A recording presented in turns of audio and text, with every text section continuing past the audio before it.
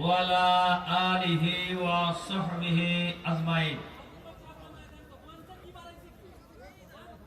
বাংলাদেশ জামাত ইসলামী রায়গঞ্জ তালাশ থানার উদ্যোগে আয়োজিত আজকের এই বিশাল সমাবেশের জনাব সভাপতি,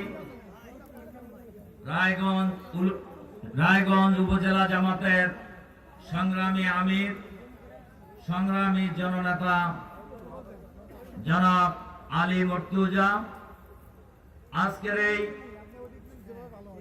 ঐতিহাসিক জনসভার সম্মানিত বিশেষ অতিথি, বাংলাদেশ জামাত ইসলামীর কেন্দ্রীয় কর্ম পরিষদের অন্যতম সদস্য, এই অঞ্চলের কৃতি সন্তান, আন্তর্জাতিক খ্যাতি সম্পন্ন ইসলামিক স্কলার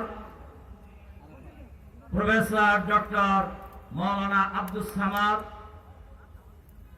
আজকের এই সমাবেশের অন্যতম বিশেষ অতিথি, বাংলাদেশ জামাত ইসলামীর কেন্দ্রীয় মজলিস শুরার অন্যতম সদস্য, সিরাজগঞ্জ জেলা জামাতের সংগ্রামী আমির, সংগ্রামী জননেতা জনাব অধ্যক্ষ মৌলানা শাহিনুর আলম, জেলা উপজেলা স্থানীয় নেতৃবৃন্দ, সাংবাদিক বন্ধুগণ, সম্মানিত প্রিয় সংগ্রামী রায়গঞ্জ তারাস উপজেলার ভাই ও বন্ধুগণ, আসসালামু আলাইকুম ওয়া রাহমাতুল্লাহি ওয়া বারাকাতুহু।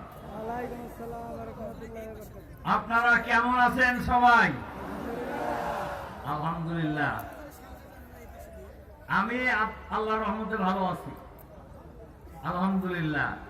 আমাকে যখন কোমরে এবং দুই পায়ে লোহার বেড়ি পরায় কোর্টে উঠানো হতো, আমি দেখতাম কোর্টে যে সকল নারী এবং পুরুষেরা তাদের স্বজনদেরকে দেখার জন্য যেতেন, আমাকে যেহেতু বহু লোক চেনে দেশের, আমি দেখতাম দূর থেকে তাদের চোখ দিয়ে টপ টপ করে পানি পড়ছে। আমি তখন হাসতাম। আমি হাসতাম এই কারণেই, যুগে যুগে এ মহান আন্দোলনকে বিজয়ী করার জন্য অসংখ্য নবী রাসূলকে হত্যা করা হয়েছে। এই আন্দোলনকে বিজয়ী করার আন্দোলনের নেতৃত্ব দেওয়ার অপরাধে জামাত ইসলামীর আমির শহীদ মৌলানা মতিউর রহমান নিজামী সাহেবকে, শহীদ সেক্রেটারি জেনারেল আলী হাসান মোহাম্মদ মুজাহিদ, শহীদ কামারুজ্জামান, শহীদ আব্দুল কাদের মোল্লা, শহীদ মীর কাসেম আলী সহ অসংখ্য নেতা কর্মীকে বিচারের নামে